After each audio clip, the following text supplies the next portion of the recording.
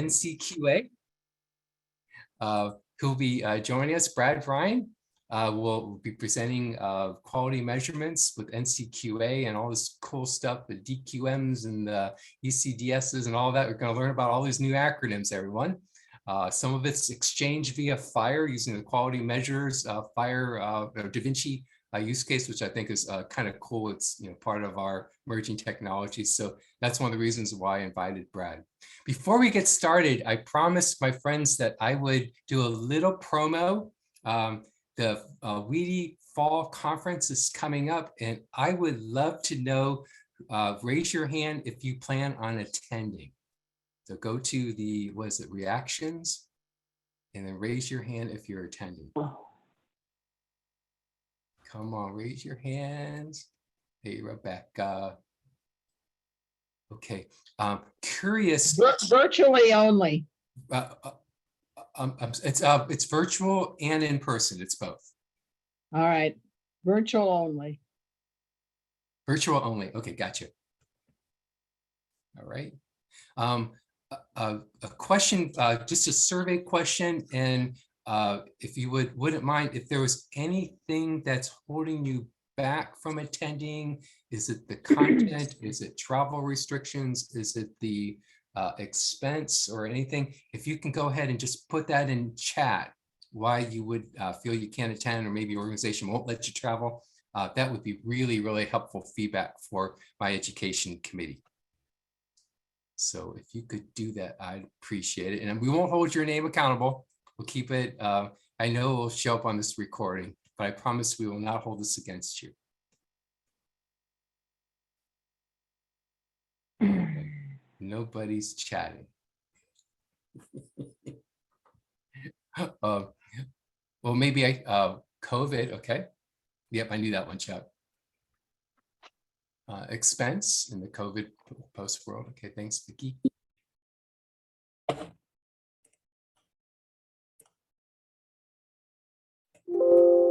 Okay. No, I didn't see Mike Dennison raise his hand. I know you're coming. Yes, I am. Sorry for not delaying raising my hand. I put it up and down quick. Okay. All right. Thank you for that, guys. Let's go ahead and move on for today. Today, Brad will be who is the let me get this right, Brad. You are the Chief Product Officer, is that correct? For NCQA. Very much into the designing of all the next generation type solutions and offerings that NCQA has, and embracing the different quality measures. What I like most about it, Brad, is that we're supporting value-based care, which I think is a kind of our next generation way of being able to get the commitment between payers and providers and members to all work together to better everybody's health. I think that's my pitch that I like to give to everyone. Okay, Brad, you're on for a half hour, and then we'll go ahead and lead discussions after that. Great. Well, thanks for the invitation, and thanks for joining me to talk a little bit about what we're doing at NCQA and how we think it does enable, as Ed said, a lot of new opportunities in value-based care, specifically around quality. I'm going to share my screen to use a few slides to talk through some of this. Let me, should someone just confirm if you can see my screen? We see it, Brad. We see it. Thank you. So I wanted to do three things in our quick 30-minute tour. I wanted to tell you a little bit about NCQA's digital strategy, because I'll be honest, even though I've worked with NCQA in my previous lives, seeing how it fits together, I think, is useful. I wanted to give you an update on where we are in delivering on some of that strategy with a couple of our product initiatives. And then since Ed told me this group is a little bit of a mix of business and technical, I wanted to talk just a little bit about the industry architecture for measurement and quality that we've been talking about, both for ourselves, but also with CMS and others, and how the future looks compared to the current. And so Ed mentioned some acronym soup of ECDS and ECQMs and DQMs, and I wanted to try to disambiguate that a little bit. Those are the three topics, and we will have some time at the end for discussion. So please jot down a question or a comment as we go, and would love to have some of those come through. First, the strategy for us. Now, this triangle is one that we've adopted and used in a lot of different contexts. It's just a simplified version of the learning health system, or I should say this version of it is kind of a broken learning health system that is more like the quality system of the past, where on the top of the triangle here are the best practices, the guidelines or the protocols that we, evidence or data or experts believe we should try to adhere to. And that's in the past been a pretty fragmented source for those best practices, all narrative, meaning need to be interpreted by humans, and fairly disconnected from the rest of this system that I'm talking about. I know a lot of you know this, but I'll hopefully make it more meaningful here in a minute. What happens today is actually we typically go the other direction, which is the practice guidelines inform measurement. So people like NCQA look at guidelines and expert communities and try to concoct something that we can measure. And with HEDIS as an example, that was created 25 years ago when claims data was really the only data available. And those measures are largely administrative, meaning we criticize, I think appropriately, for not always measuring what matters or using blunt instruments. And they're also retrospective in their nature. They require a lot of effort in data collection and adjudication of claims, and then you can only sort of look backwards to think about quality. And then you've got what happens over on the bottom right, which is a lot of really data collection and data transfer, lots of different ways people collect data for measurement, a lot of proprietary data models. And in the middle is manual, it's duplicative, it's high cost, and it's paid out of the pockets of providers and payers that have to buy vendors and technology services to do all of this work and get fairly low value from it. And that's the quality system that we've lived in for a couple of decades in this country. The way we imagine the quality future, and this is still at the industry level, is more of a connected, consistent, computable, digital future. And so we look at these triangles and say, look, can this content that was narrative or manual in the way it was collected and stored, can that become applications? And can the content go from being narrative and fragmented to being computable and standardized? And so when we think about that, we know that the standards community, and many of you are involved in it, is making a lot of progress in standardizing the way both data and knowledge, clinical knowledge, can be expressed in interoperable standards-based computable form. And that's everything from the clinical practice guidelines and CDS that tell you what the best practices are on the top of the pyramid here, to the measures and the content that's used to drive not just end of period measurement, but really the content should be interchangeable between informing quality improvement and driving quality measurement. And then, as we all know, data standards have both matured and become policy-driven for adoption. And we're really hoping to take advantage of that in both as a consumer of that, but also as a driver of adoption of that, because everybody who works with the health plan has to report HEDIS. And so we feel like we have both the opportunity to take advantage of the standards and the progress that's been made, but also to help drive progress through migrating here. And so we've actually created our own digital roadmap aligned with the different pieces of this this learning health system framework. So on the bottom left is where I'll start, which is our measures or measurement, where we are developing digital versions of our content that are lower cost. They don't require interpretation and development, and they can be distributed easily. They're software instead of paper.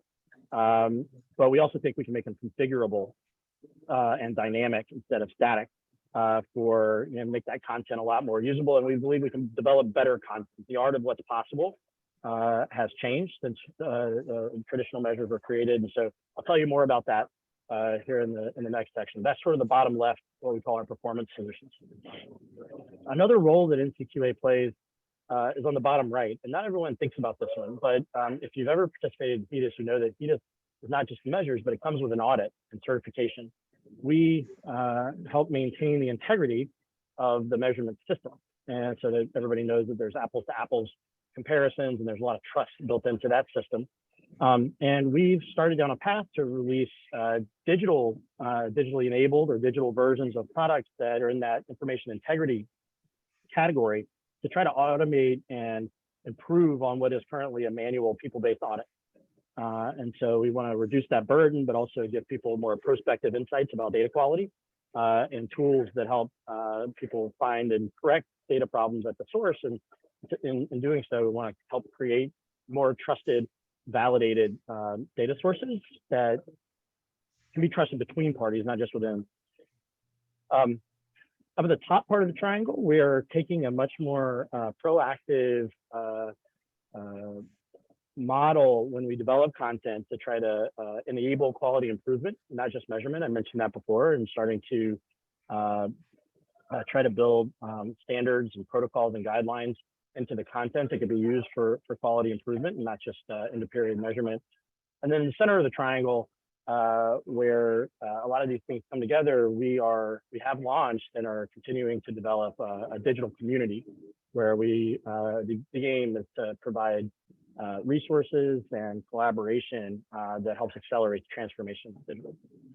So our digital roadmap imprints itself onto this, these four categories of the learning health system in that way. And I'll tell you a little bit about some of the products that we're working on. So transitioning into part number 2 of the section here, which is update you on where we are in this. So a couple of these highlighted ones are kind of active late stage. I'm going to tell you about the eCQM solution and the FHIR, DAV FHIR. I'll tell you what those are. We'll skip through the other ones today, but if anybody has interest in any of these, we can talk about how to get more information when we wrap up. So the first one, the DQMs. This is our digital versions of our quality measure content. Just tell you a little bit more about what I already previewed with where we've been and where we're going. This is a super simple stakeholder map of purchasers, plans, and providers. The original HEDIS was developed for purchaser, think of an employer who wants to buy a managed care plan and wants to know who's good and who's not. Essentially, we aggregated RFP requirements. We started creating measures for people to differentiate and have visibility into their purchasing. And we started doing that for measures that touch population health and chronic disease management and other priorities that came up from the community, sometimes CMS, sometimes states and others. What happened over time is, as you all know, plans started trying to enter value-based contracts and try to incentivize quality in their care delivery and provider networks, whether it's a health system or individual practices or doctors. They started holding them accountable financially for performance. And that sometimes is HEDIS measures. So HEDIS measures get used for this purpose, even though they're not built for that and we don't support it. And this thing called eCQMs, electronic clinical quality measures, got developed. Sometimes they're related to the HEDIS measures, sometimes they're not. So you might have a HEDIS measure for, say, breast cancer screening and a eCQM measure for breast cancer screening, but they run on different data and they have slightly different math and you get different results. And it causes all kinds of problems. So this is, either folks are using HEDIS measures in a way that's hard because the HEDIS measure wasn't built for it and we don't support it, or they're using this other thing called an eCQM, which is not really connected and consistent.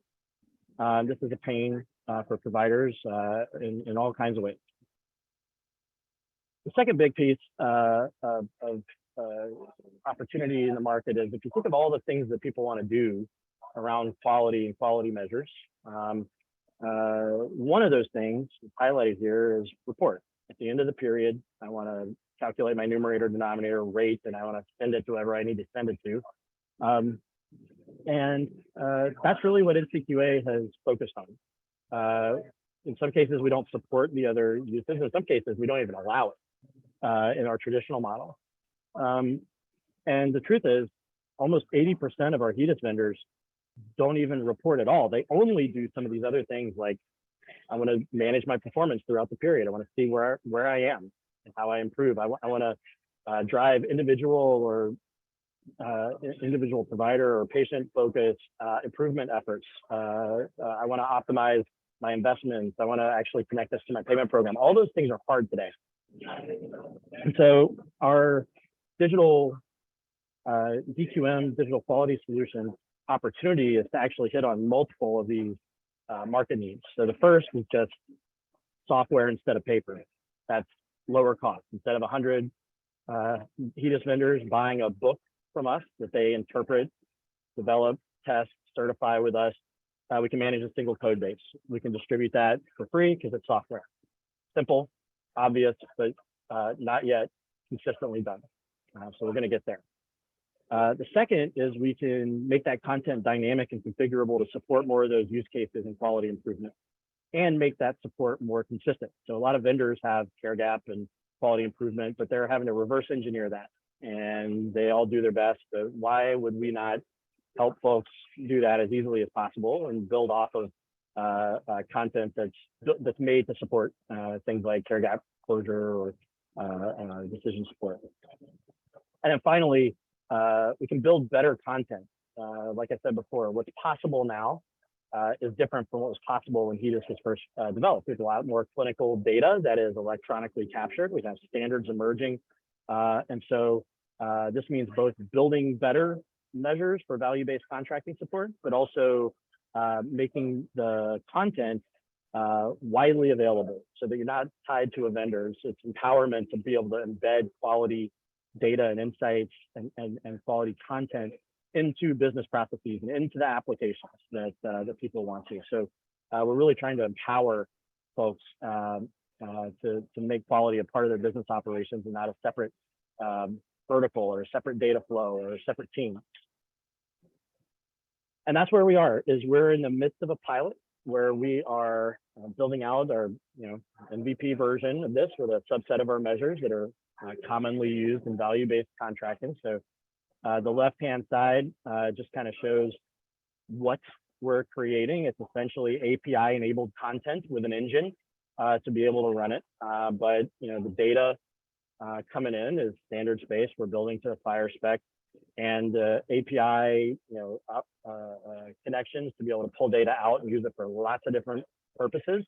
We're trying to build that super flexible and just focus on a component. So that left-hand side is our component. That's API-enabled content that's configurable with an engine.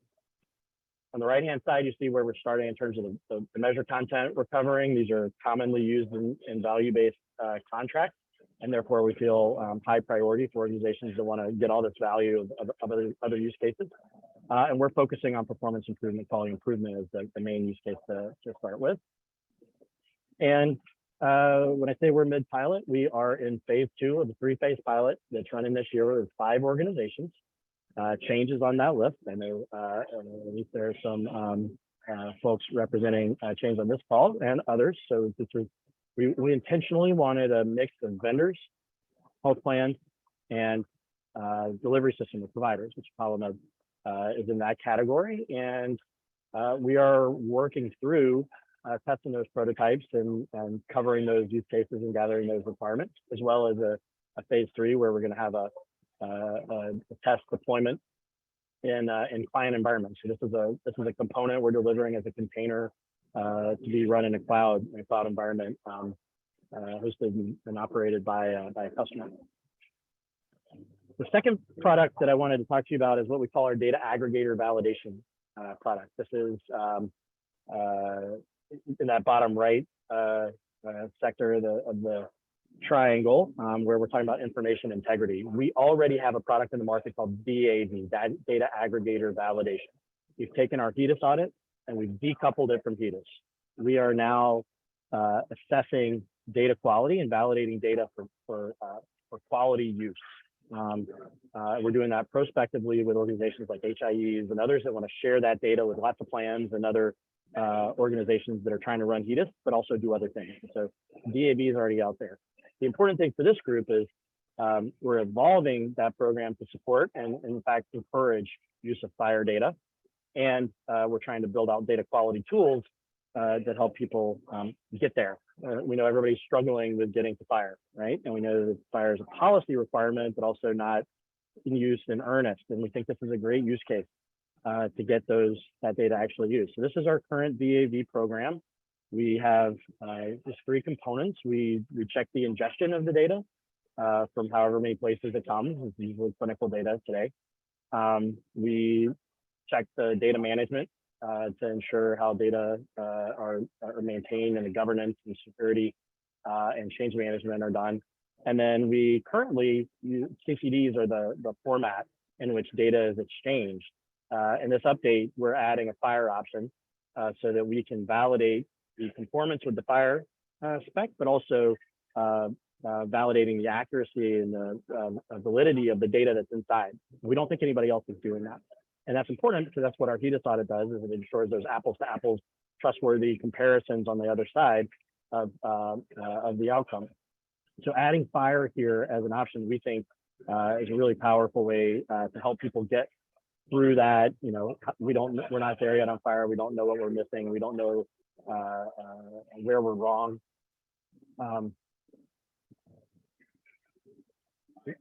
Too fast. And so, you know, CCDs are a little more established and mature, but have limitations. So that's an option. And FHIR is a little less mature, but data has more use on the other side and is a policy requirement now. And so we're really going to offer both of these options for some amount of time, but we're building all of our future products towards the FHIR data model. Regardless of the exchange format, we're building towards the FHIR data model, which we think is good for the industry and for interoperability. So now to my third topic, which is talk a little bit about this industry architecture for digital quality measures of the future and for the data flows that connect to them. This is a slide that we've worked on a little bit with CMS, and CMS has started to talk about more publicly. And it's pretty simple, but important to say the future digital quality measures live in a space that's, think of it like a knowledge layer. If you're an architecture person, that's pretty distinct from the data layer. And that data layer, you know, they've sort of got, this is the CMS slide, they've got 2 sides to it. They've got the direct to the EHR, which is what they talk about a lot with policy. You know, EHRs, you have to make data available through a FHIR API, et cetera. Well, they want the content to be able to work in that model. So that's the left-hand side here. But they've also acknowledged, and we're very adamant, that the value of aggregating data across both sources and types and systems is really important. So the right-hand side indicates like the mechanism for data aggregation that can give a more complete picture of quality for both a patient and a population. And that's, we've drawn a similar picture to try to illustrate how NCQA sees that future that aligns with the CMS one, but that starts to put our product roadmap on this map. So, you know, in this quality knowledge layer, NCQA DQMs, that's pretty much the same as what CMS is describing as their future DQMs, and we're a measure developer for CMS. We know what that looks like. That's the componentized, you know, computer interpretable, configurable software. The data layer is where this data aggregator validation program fits in, where we have our NCQA DAV that already exists. We want to build that out so that we're automating parts of that audit that's currently manual. And we also want to create tools that provide data insight to organizations that are trying to create FHIR data. And then over time, we want to try to help streamline the process for using NLP or unstructured data that's beyond chart abstraction. So some automated, usually just shorthand that with NLP-based mechanisms for getting unstructured data, particularly out of EHRs, into this flow. And so This data flow, importantly, includes administrative data, like we've used traditionally from the health plan, as well as clinical data from the EHR and other digital data like labs and other sources in an agnostic way. That may sound obvious, but that is not the way that this has worked traditionally. So I was going to quickly show you what we're coming from. I know this is a little bit quick for some complicated topics, but this is traditional HEDIS. Traditional HEDIS is largely based off of the administrative data in the upper left from the plan. Plans collect data from these clinical sources. We call it supplemental data today. A lot of times that's chart abstracted, manually abstracted. Sometimes it's electronic in its nature. And the arrows in this diagram all flow one direction. It's actually really hard to both collect that data and to get any results back. They come late, they come sometimes not at all. And so what are the good things about this traditional system? It's trusted, everybody uses it, and it provides a complete view of a patient or a population because the data, there's an aggregation point around the plan for, even though claims have their limitations, they're a pretty good view of the care that a person or a population has received. What's the downside? Well, they're administrative, this is retrospective, and it's one direction. The other model that exists out there today is the ECQM model that I mentioned to you guys earlier. ECQMs are definitionally implemented in the EHR. So the logic runs inside an instance of the EHR on the clinical data that's available to it. That data is output in a file format that's called QRDA, which only really gives results data. So you don't get any patient level data sharing or integration opportunity. And so what are the good things about this? Well, it's based on clinical data, so it's more timely and can be more clinically oriented in some cases. What are the problems? Well, as I mentioned, it's not aligned to the complementary HEDIS measures or measures at our population level. They give different results. It's unvalidated, often untrusted. So providers reasonably complain that they don't want financial incentives tied to data that they can't trust. And it's an incomplete view of a patient or a population just based on the information that's available in a given EHR system. So this future architecture really helps try to deliver the best of both. And it requires some investment to both get to some standards and do some data integration and aggregation work, but a lot of that work is already underway. People are investing in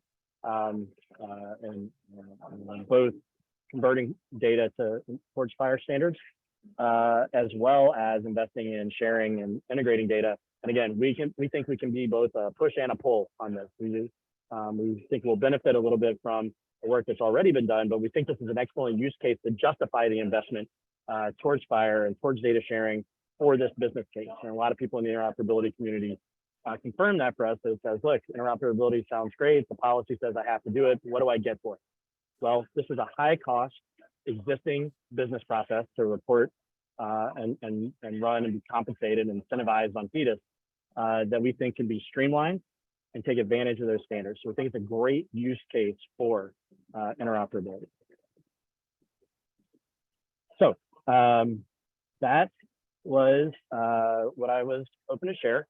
Ed, I'll let you tell me if I've hit the mark or left anything out, and I would welcome the opportunity to have some discussion, questions, whatever you guys would find valuable. Brad, that was amazing. I loved your flow charts at the end. I think it brings it really perspective of, you know, where it was and where it's going to. So thank you for that. I encourage everyone to type in any kind of questions, whether it be very detail-oriented, simple, technical, business-like. It's, you know, the floor is yours. So please think through some questions and putting in the chat. And what we'll do is we'll read them off. If I don't see your questions, I'll just go ahead. I type in all kinds of questions as you're going, Brad, and I'll kind of keep conversations going and see if I can hit the mark on where some of the people may also have questions. So again, your questions take precedence. Okay, so Brad, I'll start off and we'll see if we get some questions in the chat. Really simple. Some of the folks on this call may be fairly new to healthcare. or maybe come from different areas. And, value-based care is something that has been an aspiration of certainly CMS for quite some time. And I know a lot of other health plans have gone partly in that direction. Can you tell me, just describe to the audience a very general, a very simple way of how the HEDIS measurements will play in it, and how you believe that this new approach will improve those processes? Yeah, absolutely. So value-based purchasing, obviously value is an equation that has at least two parts, the quality and the cost of what you pay for it. In healthcare, for the most part, when people say value-based contract or value-based incentives, they usually mean one of two things. They mean something that is very oriented towards cost management, utilization and cost management, to hold that down and providing incentives and shared savings around cost reduction. Or they mean, I'm going to be a little bit unfair because this is a blanket statement, they mean pretty modest bonus payments based on some quality score. And if you did good, you get a little kicker at the end of the year. But it's been really challenging to flip into a model that puts teeth behind a quality-based incentives financially for a couple of reasons. One is the tools at our disposal in terms of the way we measure quality have been rather blunt instruments. So I mentioned some of the advantages and disadvantages of HEDIS and eCQMs. HEDIS is a pretty blunt instrument. If you look at things like, did someone have a screening for cancer, right? It doesn't say anything about did someone get the right treatment. Did they follow through? Did they have a good outcome? And those are good. It's good to make sure that people are getting screened, but it doesn't go far enough, and it doesn't resonate with the delivery system and the purchasers that we're going to tie big dollars to making sure people got mammograms and colonoscopies, right? What we believe is that if we can make that quality measurement a lot more meaningful and rich around, are people getting the right treatments? Are people getting good care for their chronic disease? They're getting good preventative care with follow through, that it will help enable more teeth in those value-based arrangements. The second reason that those value-based contracts have struggled is trust.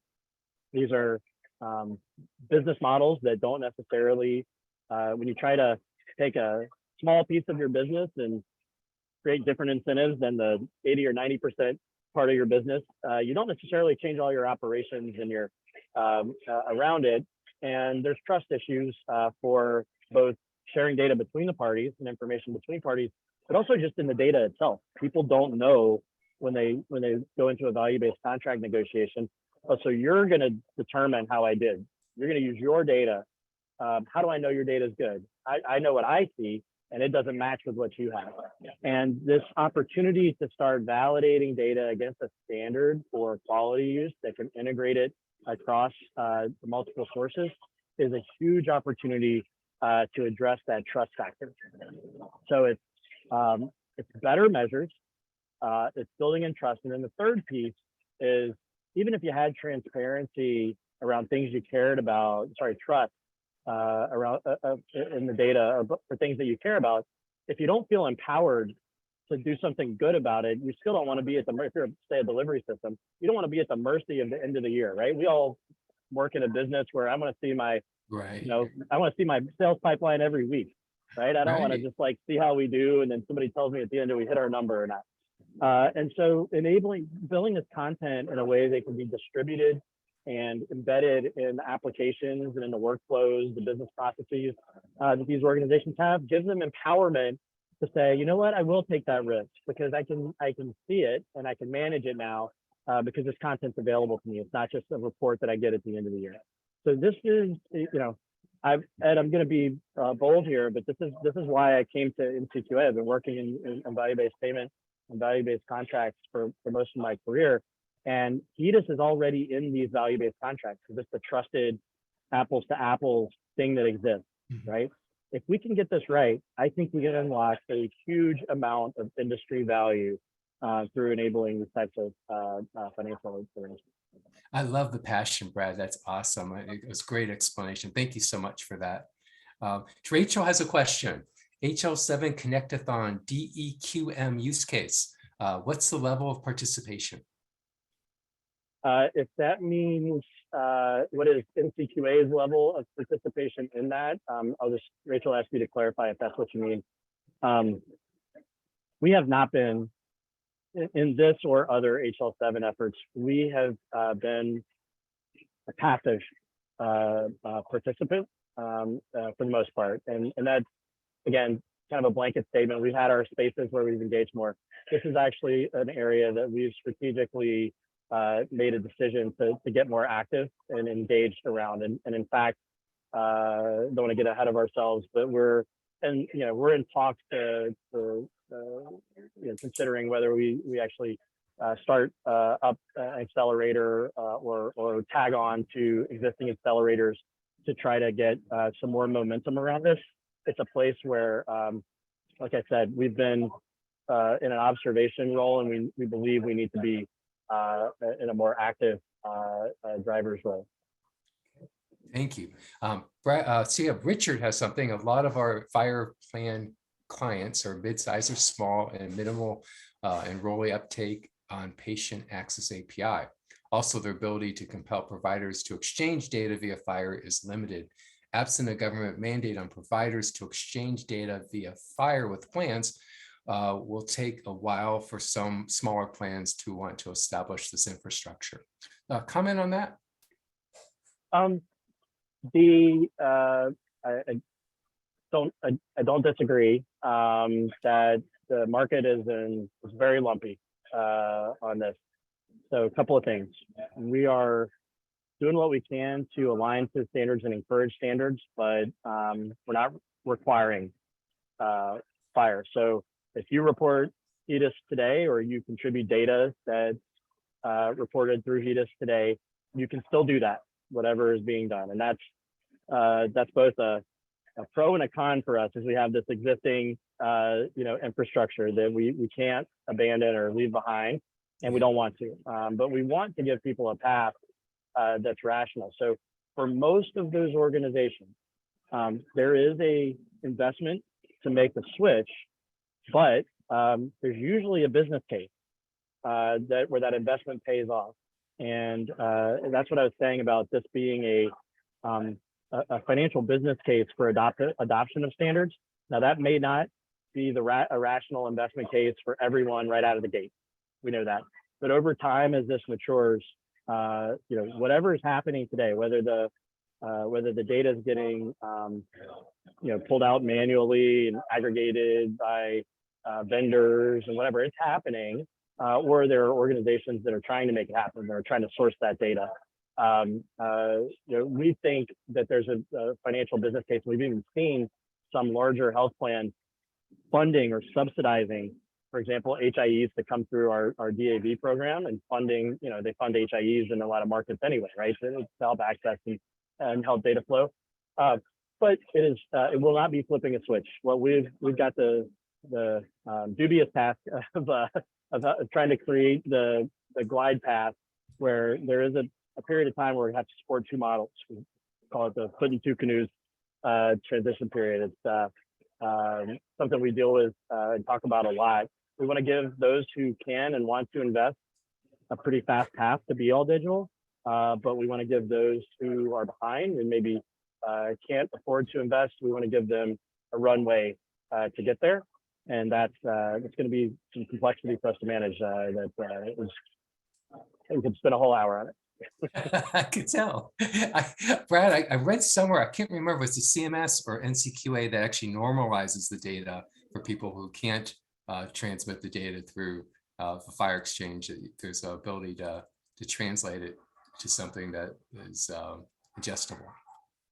It's not us. What we're relying on is again, I'm oversimplifying. I'm aware of that, but broad strokes.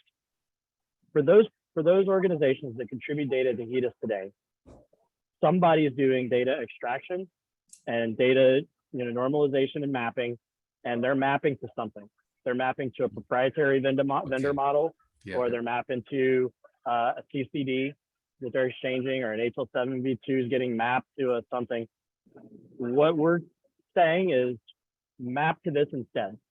And so we think it's a switch over rather than a new thing that we're asking everybody to start doing all at once. But we're not getting into that ball game, and so to speak, is we're relying on the community of vendors and service providers and HIEs and EHR vendors that are already doing some of this to help make the migration. Yeah, it'd be interesting with CMS and their ECQM measurements to see if there would be enough momentum there in the future that would create some sort of regulations in the future that might help you accelerate things. I'm here at I'm at a conference today in DC where I just watched a panel that Mickey Tripathi was on, who we talk to regularly at the Office of the National Coordinator, the ONC, who is the policy arm of CMS to drive policy requirements that are in fact mandating data be shared as FHIR by EHRs and better by the end of this year.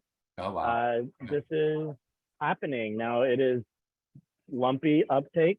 It's like checking the box compliance in some cases, things that can be expected with this policy requirement. But again, we're hoping to be the business case for adoption that goes along with that policy requirement to check the box. Okay, cool. We have a different Richard this time from Palmetto. He's my kind of guy. He has a technical background rather than a clinical one. So this is likely somewhat a naive question. However, I'm curious how much HEDIS quality measures, et cetera, relate to social determinants of health, whether it relates at all or if there's an intersecting or tangential value. Yeah.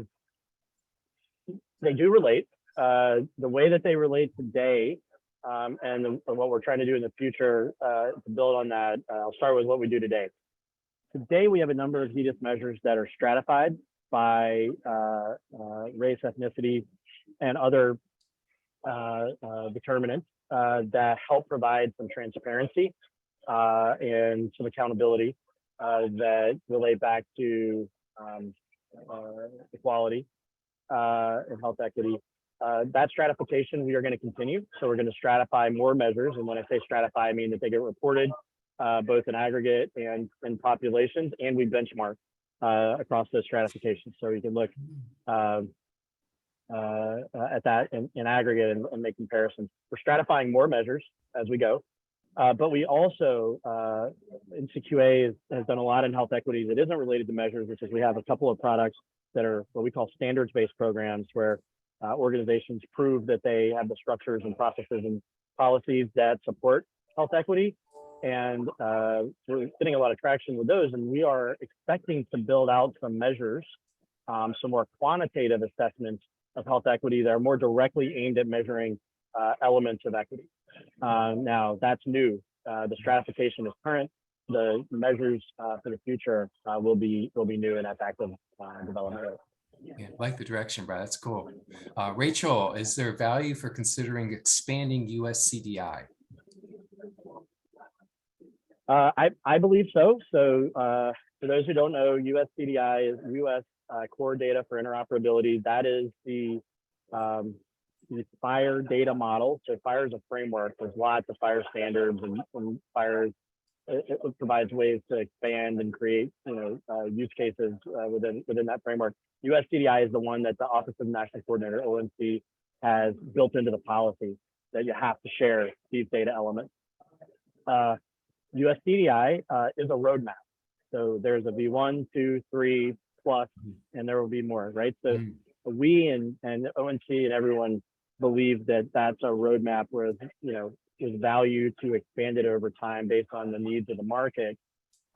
What we propose and what I think Mickey would agree to at least is that quality is a pretty good use case driver for this. They obviously have other use cases like public health, CDC, et cetera, but the quality use cases are really good roadmap drivers for the clinical data that we want to collect and start using. So if you think about US CDI today and current HEDIS measures, I mentioned the art of what's possible is changing. So let's say when we go into the diabetes space and we look at diabetes and hypertension again, we're going to have all kind of data elements that we want to start using in the quality measurement and quality improvement content that may or may not be part of US CDI. And when we uncover those, you can essentially think of this as building a registry, right, for quality. And so we want to start adding those elements into the registry requirements.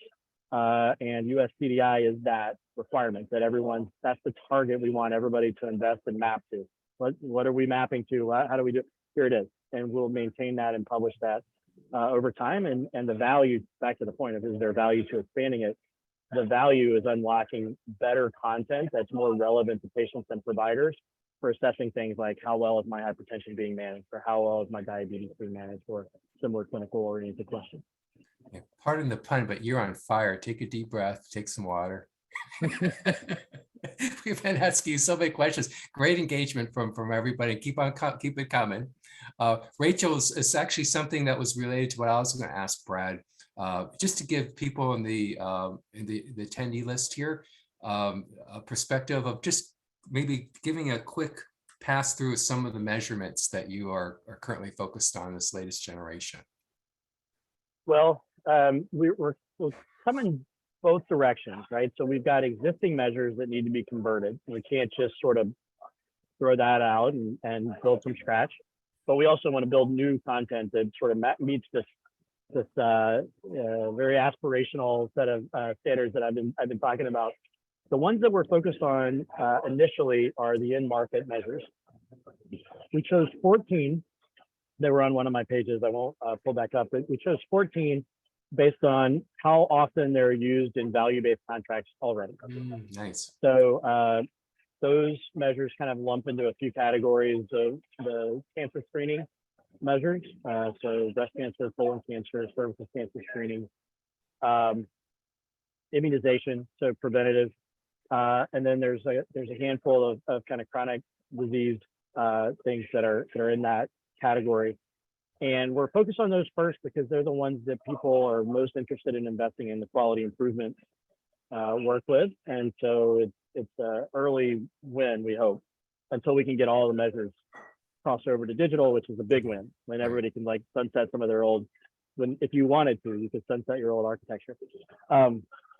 The places that we're focused for the new content, we're trying to go out and be more active in engaging the organizations that are creating value-based contracts and identifying and using their needs and desires as a driver of our own roadmap. It may sound not intuitive, but we haven't always done that. We've taken grant money from CMS to build measures, which sometimes get used in value-based contracts, but as the government goes, sometimes they don't. Or sometimes those are small programs or programs that come and go really quickly. But we haven't really engaged with intent around, what are you looking for out of in a value-based contract to be able to measure and reward. And we want to start doing that, and we want to do that in the areas that are highest priority to them. That's leading us to diabetes and heart disease and high blood pressure as kind of the high cost chronic disease where people really want better, more rich understanding of the quality of care that's being delivered than the current measures that we have in those spaces. I'll give you an example. We have a controlling high blood pressure measure that does in fact use clinical data instead of just administrative data, and that's your blood pressure. So we think it's systolic and diastolic blood pressure. But the way that measure works today is you have to have a reading that is below a threshold as the last reading of the year. As you might imagine, this measure gets gamed. If you take a patient's blood pressure in July and it's good, it is in your interest to not take it again until January, lest it be high, right? And so, and if you have somebody who's uncontrolled, but has a good reading in December, that's not what we want to measure either. And so the ability to get, beyond that sledgehammer approach of like, we've got one data point or, one sort of surrogate marker for an activity that happens, we can get a lot more interesting in the content that can be built out to be more personalized.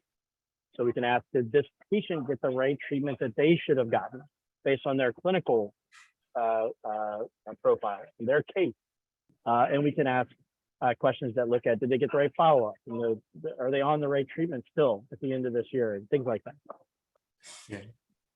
It get a little wild, right? Tied to people's personal devices, right? To be able to feed something a little bit more objective. Have you considered something like that? We are, you know, I come from digital health background as an entrepreneur. I love the idea of embedding wearables and other sources of data into all of this. I have to get pulled back to reality by my team on the regular about, you know, can we get the blood pressures out of the EHR before we start worrying about the home? And Yeah. I think there's room for a mix, right? We want to try to be flexible to reward and enable innovation. But at the same time, the same conversation before, we have to be careful not to leave behind or create inequities unintentionally for folks who say don't have wearables or similar. So it's a continuous debate. Right. Okay. Thank you. I'm glad you're thinking that way too. Rachel, so value-based care needs to start with medical and then include financial. Is Da Vinci going this way?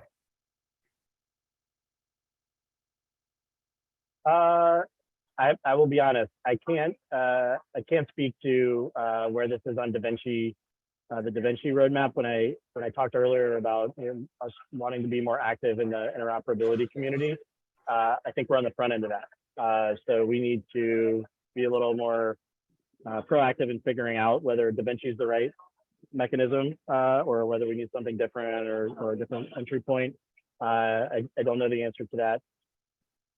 I'm probably showing some of my personal bias that VBC should start with clinical medical. I'm a former physician. I'm passionate about this. We're trying to be market led, and we know that there are other considerations for value-based contracting arrangements that are important. We want to be led by them. Now, what NCQA doesn't get into is the cost side of the value equation. We're a quality organization, and we focus on measuring quality, but there are elements of quality that can be like appropriateness of care that start to get into utilization management and similar. And so we will try to balance those. I don't mean to be completely biased towards clinical and medical as the foundational one. Okay, that's fair enough. Gosh, I have so many questions myself. I'll just pick out a few to kind of. We have 4 minutes left, there, Brad. Yeah, I'm being a vendor and being on the product side myself.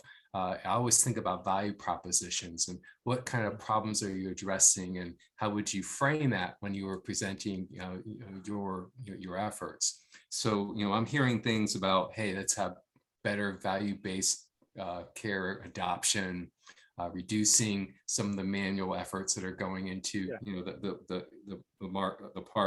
the trust issue, less friction, trusting more of the issue. What would you how would you rank maybe a couple of them which you would highlight that you would sell us to somebody?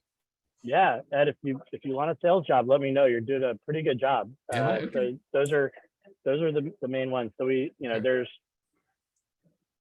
when you build a business case or return on investment model, my experience, the easy one is usually the cost savings. People can put their fingers on it. It's easy to estimate. I can ask you a few questions about what you spend today and what I can save you.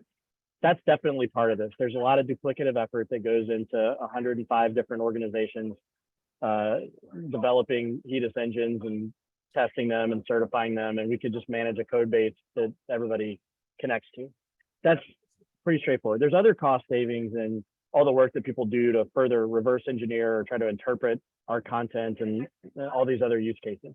There's a lot of dollars there. That's real money. I don't mean to be dismissive of that. That's probably $1 billion or more in the industry that goes into some of that work. The other value propositions you're describing about empowerment for performing and embedding quality into business processes and applications and all that is a little it's still pretty concrete. You can understand what it looks like to want to build a top health management dashboard and leverage a software component to generate the insights that populate that dashboard. You can understand, you know, running a list of patients who are coming into clinic against a care gap. You know, but it's a little harder to quantify, like what the hard, you know, dollars are. And then there's this, you know, this thing that I really want to get to, which is, can we build the things that between trust and the content that we choose, can we build content that's leveraged for value-based contracts at a an order of magnitude, a step change level of adoption? Can we drive that? And that's, you know, I'm hopeful, I'm optimistic. That's down the road, and that's a little more risky. But that's what we're aiming for. Yeah, it's just something I like to measure by. I hear something that's happening in the industry, I always ask my my PCP, my primary care physician, you know, what's he think? Is he adopting it? Is it something he's going to go for? And value-based care is something. He's a year older than me, and I kind of grew up with him, and he just won't get into it. And just, you know, I'd love to see something, your value props eventually convince him, because I think that's the right way to go. Hey guys, we have 1 minute left. Brad, you've been awesome. Thank you so much for your time. Hope everyone on the calls enjoyed it. Send me emails if you'd like to have more NCQA talk or more quality talk, and we'll definitely set something else. But Brad, really appreciate your participation. You've been great. Thank you for the opportunity, and thanks for the questions. Yeah, you're welcome. Yeah. Okay, thanks guys. Okay, take care.